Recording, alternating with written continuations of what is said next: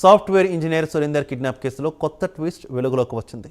సురేందర్ సోదరి సహకారంతో కిడ్నాప్ జరిగినట్టు పోలీసులు గుర్తించారు. సురేందర్ను ఆమెని రాయదుర్గం పిలిపించి కిడ్నాపర్లకు అప్పగించినట్టు తెలిసింది.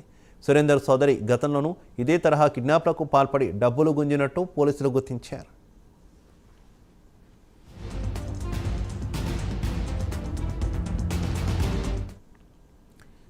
జనవరి 4న హైదరాబాద్లో సాఫ్ట్వేర్ ఉద్యోగి సురేందర్ కిడ్నాప్ కావడం రాష్ట్ర వ్యాప్తంగా కలకలం సృష్టించింది. రాయదుర్గం పోలీస్ స్టేషన్ పరిధిలోని కేర్ ఆసుపత్రి సమీపంలో రోడ్డు పక్కన ఉన్న సురేందర్ను కొంతమంది దుండగులు బలవంతంగా కారులో ఎక్కించుకుని వెళ్లారు. ఆ తర్వాత బాధితుడి భార్యకు ఇంటర్నెట్ ద్వారా కాల్ చేసి 2 కోట్ల రూపాయలు డిమాండ్ చేశారు.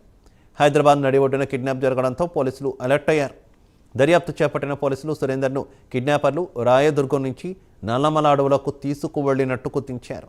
దీంతో వారిని ఫాలో అయిన పోలీసులు కర్నూలులోని ఆత్మకూరు దగ్గర సురేందర్ను కిడ్నాపర్ల చెర నుంచి రక్షించారు.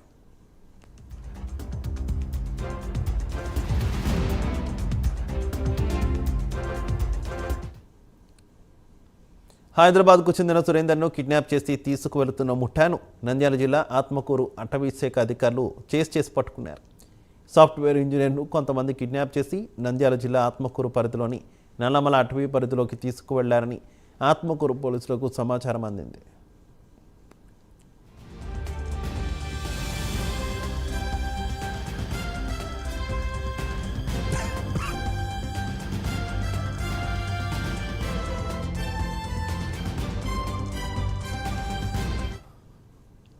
వారు వెంటనే అప్రమత్తమై అటవీశాఖ సిబ్బందికి సమాచారం ఇచ్చారు.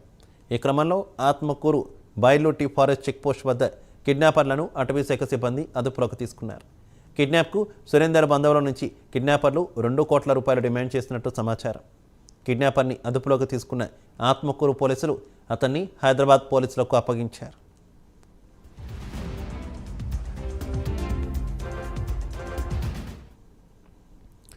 ఇక కిడ్నాప్ కేసులో హైదరాబాద్ పోలీసులు నిందితుడిని విచారిస్తున్నారు. అతడిపై 60 కేసులు ఉన్నట్టు సమాచారం. మాదాపూర్ అదనపు డీసీపీ నరసింహారెడ్డి ఈ కేసు విషయంలో ప్రత్యేక చొరవ తీసుకుని విచారిస్తున్నారు. పూర్తి వివరాలు త్వరలోనే వెల్లడిస్తామని చెప్పారు. విచారణ నిమిత్తం నిందితుడిని సీన్ ఆఫ్ అఫెన్స్ వద్దకు తీసుకువెళ్లారు. సురేందర్ సోదరి సహకారంతోనే